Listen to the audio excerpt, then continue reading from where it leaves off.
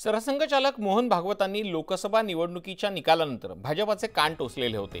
त्यानंतर संघाचं मुखपत्र मानल्या जाणाऱ्या ऑर्गनायझरमधनंही बोचरी टीका करण्यात आलेली होती। आता विवेक या संघाशी संबंधित साप्ताहिकानंही भाजपच्या महाराष्ट्रातल्या सुमार कामगिरीचं विश्लेषण करताना अजित पवारांच्या नेतृत्वातल्या राष्ट्रवादी काँग्रेस सोबतच्या युतीचं खापर फोडलेलं आहे। कार्यकर्ता खचलेला नाहीये तर संभ्रमात आहे असं या लेखाचं नाव आहे। लोकसभा निवडणुकीत भाजपाचा आणि मित्रपक्षांच्या अपयशाला राष्ट्रवादीला सोबत घेणं हे कारण असल्याचं विवेक या साप्ताहिकात म्हटलेलं आहे। शिवसेना भाजपा ही नैसर्गिक युती म्हणून मतदार आणि भाजप कार्यकर्त्यांनी हिंदुत्व हा सामायिक दुवा म्हणून स्वीकारलं, मात्र राष्ट्रवादी सोबत आल्यानंतर ही भावना दुसऱ्या टोकाला जाऊ लागल्यानं नाराजी वाढली। तर राष्ट्रवादी सोबतची युती हेच पराभवाचं एकमेव कारण नसलं तरीही हिमनगाचं टोक आहे असं या लेखात म्हटलेलं आहे।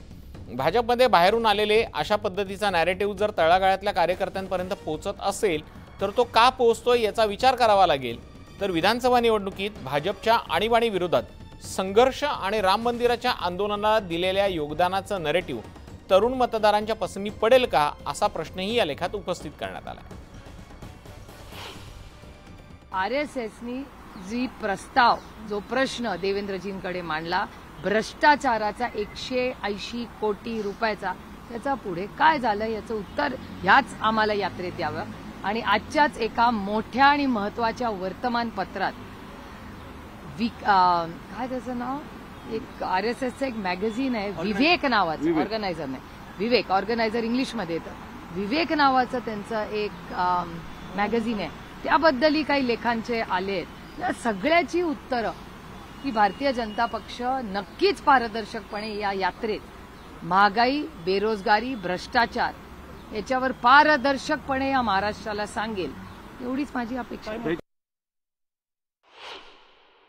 सभी भ्रष्ट लोग, अजित पवार नहीं, चाहे एकनाथ शिंदे हो, चाहे भावना गवळी हो, चाहे प्रताप सरनाईक हो, चाहे रविंद्र वायकर हो, कुछ लोग जीत गए, जिताए गए, कुछ लोग जिताए गए, एक्सीडेंटली जीत गए पैसे की ताकत से।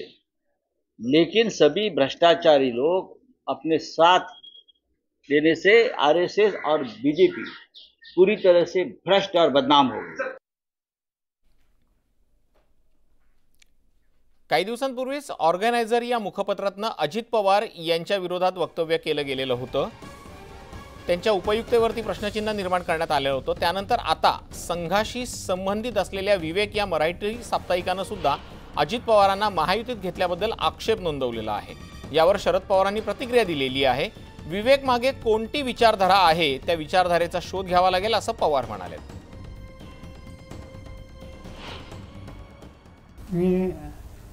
आजच्या इंडियन एक्सप्रेसमध्ये एक बातमी असते आणि आजच्या इंडियन एक्सप्रेसमध्ये फ्रंट पेजला एक बातमी आहे की विवेक नावाचं काही वर्तमानपत्र आहे, विवेक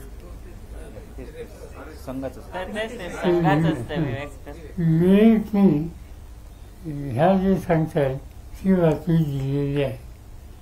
आणि याच्या आधी मी अशीच बातमी ऑर्गनायझरमधून असलीच। आता ऑर्गनायझर आणि विवेक याच्या वतीनं कोणती विचारधारा आहे तिचा शोध घ्यावा लागेल। एकीकडे प्रतिमा बनवण्यासाठी प्रयत्न करत असलेल्या अजित पवारांना त्यांचाच बालेकिल्ला असलेल्या पिंपरी चिंचवडमध्ये काका शरद पवारांनी पहिला धक्का दिलेला आहे। राष्ट्रवादी काँग्रेसचे पिंपरी चिंचवड विभाग प्रमुख अजित गव्हाणे यांच्यासह नगरसेवकांनी आज शरद पवारांच्या गटात प्रवेश केला। शरद पवारांचं निवासस्थान असलेल्या मोदीबागमध्ये हा प्रवेश पार पडला। लोकसभेत झालेल्या दारुण पराभवानंतर अजित पवार गटातले अनेक आमदार नेते पुन्हा शरद पवारांकडे येण्यासाठी प्रयत्नशील आहेत। यापैकी पहिला गट शरद पवारांच्या राष्ट्रवादीत आलेला आहे। पिंपरी चिंचवड विभागातल्या राष्ट्रवादीच्या 4 पदाधिकाऱ्यांनी राजीनामे दिलेले होते। त्यांच्यासह एकूण 24 जणांनी आज घड्याळ सोडून तुतारी हातात घेतलेली आहे।